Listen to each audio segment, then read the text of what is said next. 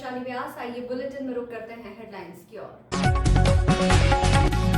Tower के बेशकीमती सामग्री चोरी करने वाली गैंग को पकड़ा, एसपी ने प्रेस वार्ता में किया खुलासा। मंदसौर में छोटी पुलिया के एक छोर किनारे जम रही है गंदगी, 15 नवंबर को है पूर्णिमा, सफाई कार्य में लापरवाही। मंदसौर में जन आंदोलन की चेतावनी से जागे जनप्रतिनिधि, मशीन के लिए देंगे सांसद निधि। Mandsaur police control room SP ने प्रेस वार्ता में खुलासा करते हुए बताया कि नई आबादी थाना पुलिस ने मोबाइल टावर के बेशकीमती सामग्री चोरी करने वाली अंतर्राज्यीय गैंग के 4 बदमाशों को पकड़ा, जिनके पास से चोरी किया हुआ माल भी बरामद किया गया है। मंदसौर जिला पुलिस अधीक्षक अभिषेक आनंद ने आज पुलिस कंट्रोल रूम पर प्रेस वार्ता में एक अंतर्राज्यीय गैंग को पकड़ने में मिली सफलता के बारे में मीडिया को जानकारी दी। एसपी ने बताया कि पुलिस थाना नई आबादी मंदसौर द्वारा मोबाइल टावर उपकरणों को चोरी करने वाले अंतर्राज्यीय गैंग के शातिर बदमाशों का पर्दाफाश करके उसके 4 सदस्यों को पकड़ा है और पुलिस ने आरोपियों से 20 लाख का चोरी किया गया माल भी जब्त किया है। तो वहीं चोरी में उपयोग आने वाली एक 4 पहिया वाहन बरामद किया है। एसपी ने बताया कि आरोपियों द्वारा मध्य प्रदेश, राजस्थान, उत्तर प्रदेश, गुजरात, महाराष्ट्र आदि राज्यों में कुल 47 जगहों पर मोबाइल टावर में लगे उपकरणों को चोरी करने जैसी वारदात करना कबूला। आपको बता दें कि मंदसौर पुलिस अधीक्षक अभिषेक आनंद द्वारा संपत्ति संबंधित अपराधों पर नकेल कसने हेतु निर्देशित किया गया था। जो दिए गए निर्देशों पर कार्रवाई करते नई आबादी थाना प्रभारी वरुण तिवारी के सतह थाना नई आबादी की टीम को मिली बड़ी सफलता, जिसमें अंतर्राज्यीय गैंग के 4 शातिर बदमाशों को मोबाइल टावर पर स्थित उपकरणों, मशीनों की चोरी का खुलासा करते हुए किया गिरफ्तार। थाना प्रभारी नई आबादी वरुण तिवारी द्वारा थाना नई आबादी मंदसौर पर पिछले 2 माह में थाना क्षेत्र सर्कल में एयरटेल मोबाइल टावर पर एंटेना मशीनों की चोरी के संबंध में शिकायत प्राप्त हुई थी, जिस पर त्वरित कार्रवाई कर थाना पर अपराध क्रमांक 203/2024 व अपराध क्रमांक 206/2024 धारा 305 BNS का पंजीबद्ध कर विवेचना में लिया गया, जिसके बाद थाना नई आबादी के सहायक उप निरीक्षक सुनील सिंह तोमर को मुखबिर की सूचना के आधार पर नया खेड़ा मंदसौर पर 3-4 लोग बादा खेड़ी व मेनपुरिया से जो टावर की मशीन चुराई गई थी उसे बेचने के संबंध में बातचीत करने की सूचना मिलने पर त्वरित कार्रवाई करते हुए पुलिस बल के साथ मुखबिर द्वारा बताए हुलिया अनुसार व्यक्तियों को पुलिस फोर्स की मदद से गिरफ्तार करने में सफलता प्राप्त की गई तथा आरोपी गण के कब्जे से करीबन 20 लाख रुपए का मोबाइल टावर व अन्य उपकरणों से संबंधित मशरूका जब्त किया गया। गिरफ्तार शुदा आरोपी गण द्वारा अंतर्राज्यीय गैंग बनाकर मोबाइल टावरों की एंटेना मशीनों एवं अन्य उपकरणों को चोरी कर बड़े शहरों में ले जाकर बेचना कबूला है। आरोपी गण द्वारा मध्य प्रदेश राज्य के अलावा समीपवर्ती राज्य राजस्थान, उत्तर प्रदेश, गुजरात, महाराष्ट्र आदि अन्य राज्यों की जगहों से रात्रि में मोबाइल टावर के उपकरणों की चोरी करने की वारदातों को कबूला गया है, जो पुलिस द्वारा आरोपी गण को गिरफ्तार किया गया है। इस मामले में पुलिस द्वारा आरोपियों को माननीय न्यायालय में पेश किया गया है, जहां से पुलिस रिमांड मांगा जाएगा व अन्य सामग्री व गैंग के बारे में पूछताछ करके उन्हें भी पकड़ने की कार्रवाई की जाएगी।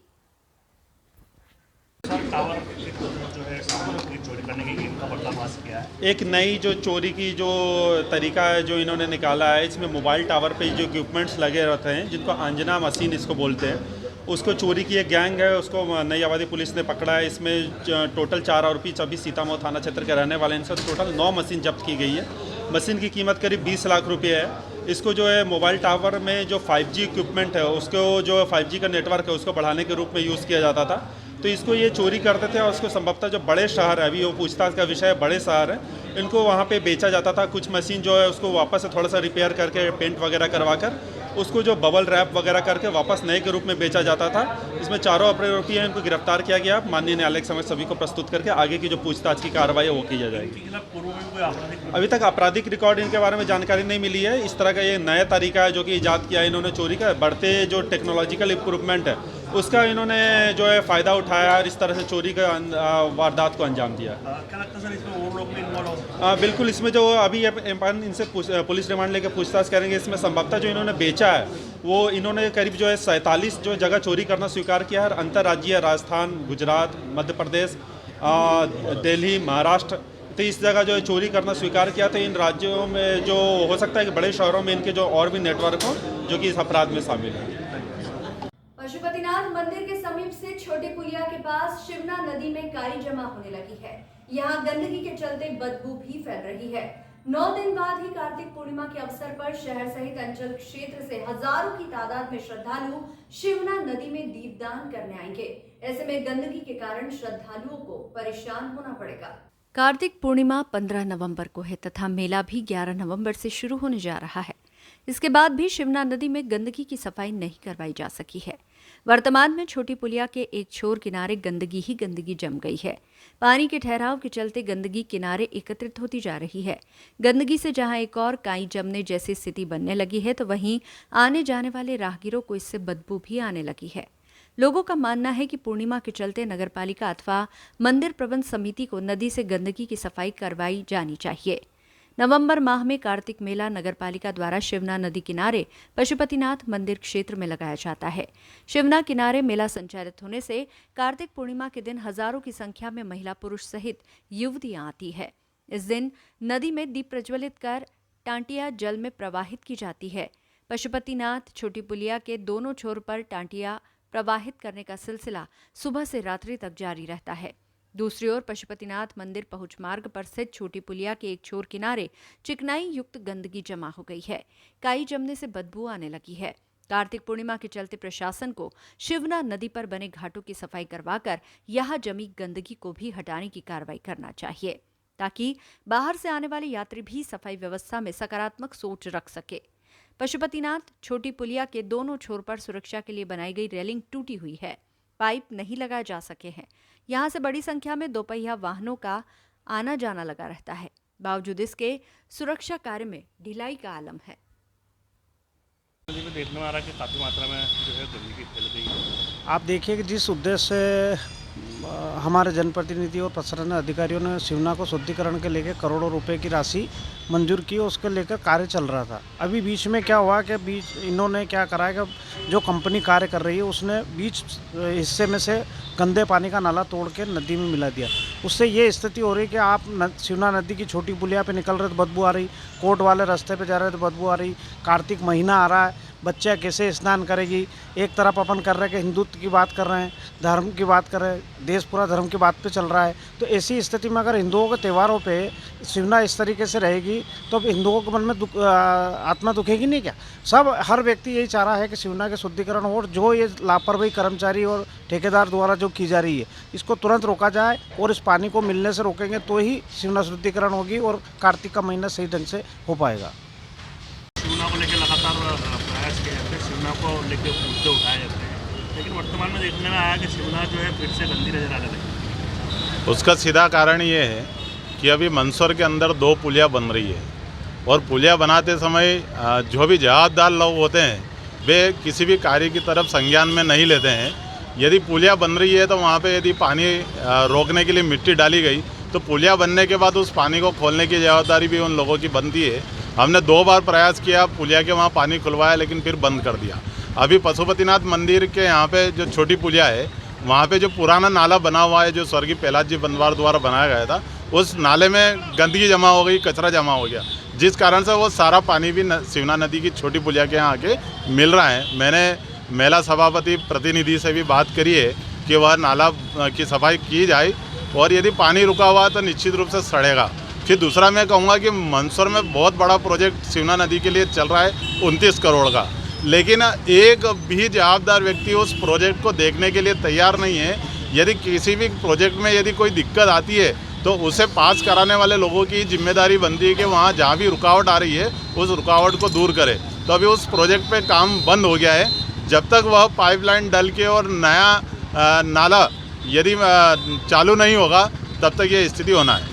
अभी जो है कार्तिक पूर्णिमा का मेला आ रहा है, महिलाएं टाटियाँ भी वहाँ विसर्जित करेंगी, कहीं ना कहीं भावना हाथ जो उनकी भावनाएं है वो हाथ हो। देखो, यदि अपन सनातन की बात करते हैं और सनातन का मेला, कार्तिक मेला यदि लग रहा है अपने को, तो मेले में लाखों करोड़ों रुपए खर्च हम करते हैं, लेकिन जहाँ वास्तविक है कि सनातन धर्म को जिंदा रखने के लिए आसपास के गांव की माताएं बहनें हजारों लाखों की संख्या में टाटियाँ प्रवाहित करने के लिए आते हैं। पिछले बार भी मीडिया साथियों ने भी मुद्दा उठाया था, हम भी वहाँ पर उपस्थित हुए थे।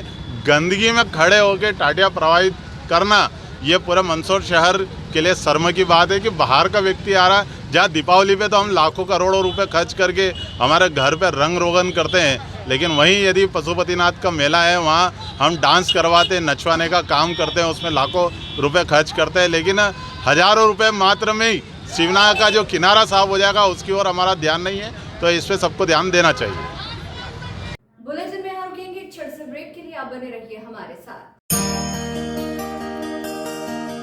त्योहारों के अवसर पर अपने व्यापार को नई ऊंचाइयों तक पहुंचाए श्री बालाजी केबल नेटवर्क के साथ। हमारे केबल नेटवर्क पर विज्ञापन देकर अपने उत्पादों और सेवाओं को हर घर तक पहुंचाए। अब आपके व्यापार का प्रचार है बस एक कदम दूर। विज्ञापन के लिए संपर्क करें नेमीचंद राठौर 9425369602 7000409673। श्री बालाजी केबल नेटवर्क, आपके व्यापार का भरोसेमंद साथी। मंदसौर शहर में आज एक जन आंदोलन के माध्यम से एसडीपी मशीन लगाने की मांग को लेकर सांसद को ज्ञापन दिया गया। इससे पहले गांधी चौराहे पर नारेबाजी करते हुए एक रैली निकाली गई जो बीपीएल चौराहा होते हुए जिला अस्पताल पहुंची, जहां सांसद को ज्ञापन दिया गया, जिसके बाद सांसद द्वारा सांसद निधि से जिला अस्पताल में मशीन देने की घोषणा करने पर सांसद व विधायक का माला पहनाकर स्वागत किया गया। एक जन आंदोलन की चेतावनी टीम जीवन दाता मंदसौर मध्य प्रदेश द्वारा दी जाने के बाद जिले के जनप्रतिनिधियों की नींद उड़ा दी और शहर में टीम जीवनदाता मध्य प्रदेश द्वारा जैसे ही जन आंदोलन को लेकर मैसेज चलना शुरू हुआ तो मंदसौर संसदीय क्षेत्र के सांसद सुधीर गुप्ता ने सांसद निधि से एसडीपी मशीन जिला अस्पताल में देने की घोषणा कर दी। तो वहीं जन आंदोलन करने वाले टीम जीवनदाता मध्य प्रदेश द्वारा आज गांधी चौराहा पर एकत्रित होकर पहले तो जमकर जनप्रतिनिधियों के खिलाफ नारेबाजी की व बाद में नारेबाजी करते हुए एक रैली निकाली गई, जो शहर के बीपीएल चौराहा से होते हुए जिला अस्पताल पहुंची, जहां मंदसौर विधायक विपिन जैन, संसदीय क्षेत्र के सांसद सुधीर गुप्ता पहुंचे और जन आंदोलन करने वालों से पहले ज्ञापन लिया, जिसके बाद सांसद सुधीर गुप्ता ने सांसद निधि से मशीन देने की घोषणा की, जिसके बाद जन आंदोलन करने वालों ने सांसद सुधीर गुप्ता व विधायक विपिन जैन का माला पहनाकर स्वागत करते हुए मशीन के लिए आभार माना है। आपको बता दें कि टीम जीवन दाता मंदसौर मध्य प्रदेश द्वारा एक ज्ञापन के माध्यम से जिम्मेदारों का ध्यान आकर्षित करवाना चाहा, जिसमें वे सफल हुए। उन्होंने ज्ञापन में मांग की है कि अभी डेंगू का प्रकोप चल रहा है, अनगिनत हॉस्पिटलों से ब्लड की रिक्वायरमेंट आती है, क्योंकि रक्तदान संस्था बड़ी ही मुश्किलों से शिविर लगाकर एकत्रित करते हैं, जिससे पेशेंट की जान बच जाए। एसडीपी मशीन नहीं होने के कारण ब्लड अधिक मात्रा में लगाना पड़ता है, जिससे पेशेंट के परिजनों को काफ़ी समस्याओं का सामना करना पड़ता है और मंदसौर एवं मंदसौर के आसपास कहीं पर भी एसडीपी मशीन की कोई व्यवस्था नहीं है, जिसके चलते डेंगू से पीड़ित पेशेंट के परिजन को बहुत बड़ी समस्या का सामना करना पड़ रहा है और एसडीपी के लिए कोटा, झालावाड़, उज्जैन, इंदौर जाना पड़ रहा है और डेंगू से अनेक मरीजों की मौत हो रही है। क्या आप लोगों के द्वारा जन आंदोलन किया गया था क्या? 2022 में भी हमने डेंगू को लेके एसडीपी मशीन को लेके प्रयास किया था और लोगों को साथ लेके प्रदर्शन भी किया था, लेकिन उसके बावजूद नहीं लग पाई थी। तो आज फिर जब डेंगू के मरीज़ 350 से ऊपर हो चुके हैं और कईयों की मौत हो चुकी है, तो हमने फिर आज प्रयास किया था, लेकिन इस प्रयास में हम सफल रहे कि सांसद जी ने सुनी और कुछ राशि स्वीकृत, मतलब मशीन की राशि स्वीकृत की है।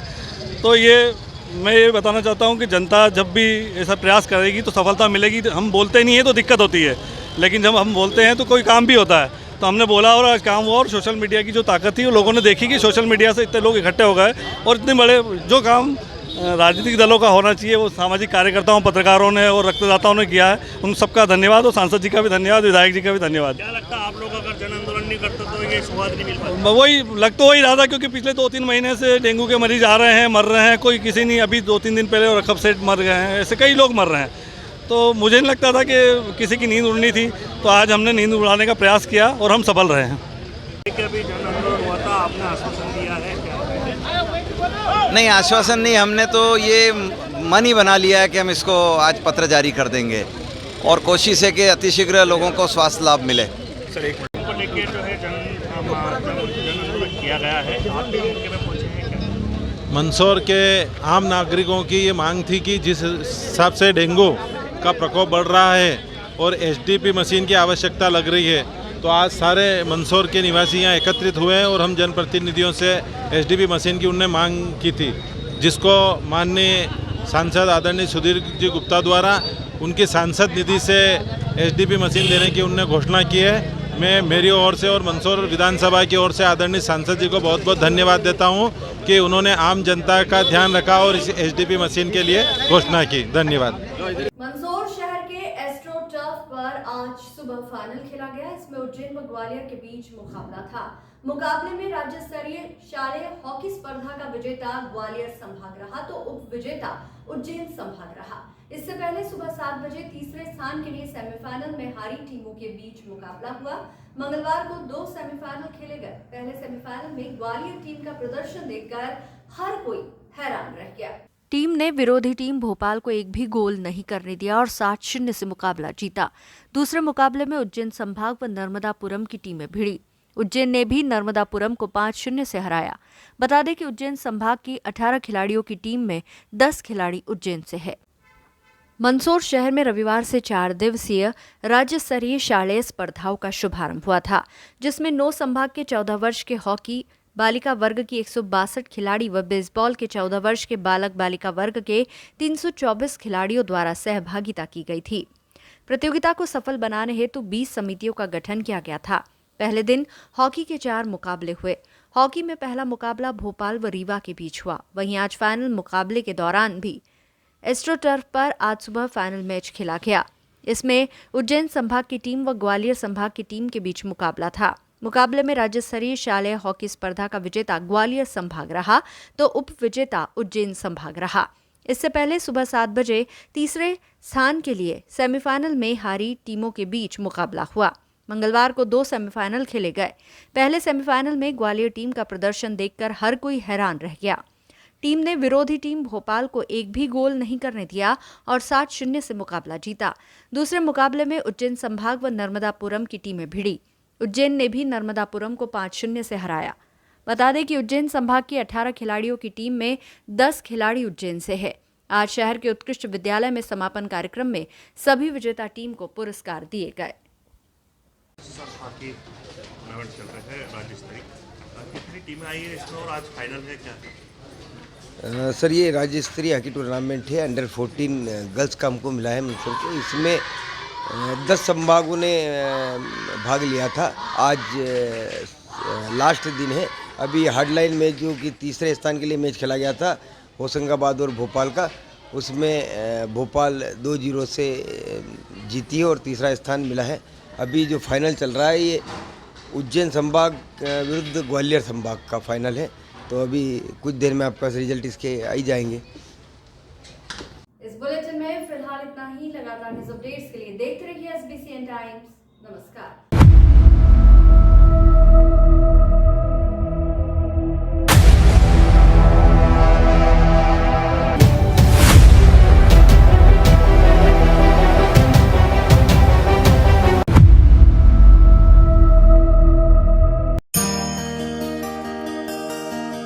त्योहारों के अवसर पर अपने व्यापार को नई ऊंचाइयों तक पहुंचाए श्री बालाजी केबल नेटवर्क के साथ। हमारे केबल नेटवर्क पर विज्ञापन देकर अपने उत्पादों और सेवाओं को हर घर तक पहुंचाए। अब आपके व्यापार का प्रचार है बस एक कदम दूर। विज्ञापन के लिए संपर्क करें नेमीचंद राठौर 9425369602।